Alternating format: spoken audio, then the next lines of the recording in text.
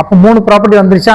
Physical, chemical, mechanical. அப்ப mechanical ப்ராப்பர்ட்டியில yield ஸ்ட்ரெஸ்ஸும் ultimate ஸ்ட்ரெஸ்ஸும் இல்லையா, tensile R compressive stress தான் output.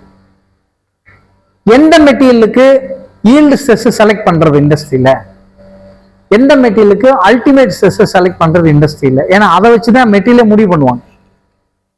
இப்போ ஒரு பெரிய ஷாஃப்ட், ஒரு 2 டன் அந்த ஷாஃப்ட்ல ஆக்ட் ஆகுது.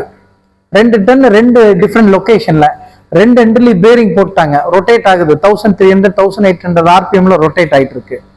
இது 2 டன் லோட் ஆக்ட் ஆயிட்டு இருக்கு. இது கொஞ்சம் சாகிங் ஆகும். ரிப்பீட்டா ரன் ஆயிட்டே இருக்கு. ஒரு 3 மாசம் 6 மாசம் 8 மாசம் 1 வருஷம் ரன் ஆயிட்டு இருக்கு.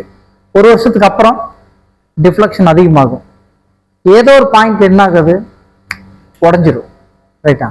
இப்ப இந்த இடத்துல நான் என்னோட ஷாஃப்ட் மெட்டீரியல் எது போடணும்? Ductile. Why? Very good. Ductile material போடணும். இப்ப பிரிட்டில் போட்டா டப்புன்னு உடஞ்சிரும். நிறைய இடத்துல பாலம் போட்டிருப்பாங்க, ஸ்டீல்ல பாலம் போட்டிருப்பாங்க. ரொம்ப கூட்டமாச்சுன்னு வச்சுக்கோ, நீங்க பிரிட்டில் போட்டிருந்தீங்க என்ன ஆகும்? டப்புன்னு அங்கேயே உடஞ்சிரும். எல்லாரும் தண்ணியோட அடிச்சிருப்போம். கரெக்டா இல்லையா? அங்கெல்லாம் டக்டைல் மெட்டல் தான் போடுவாங்க. பெண்ட் ஆகும், பட் உடையாது. டிஃப்ளெக்ஷன் அதிகமாகும், உடையாது.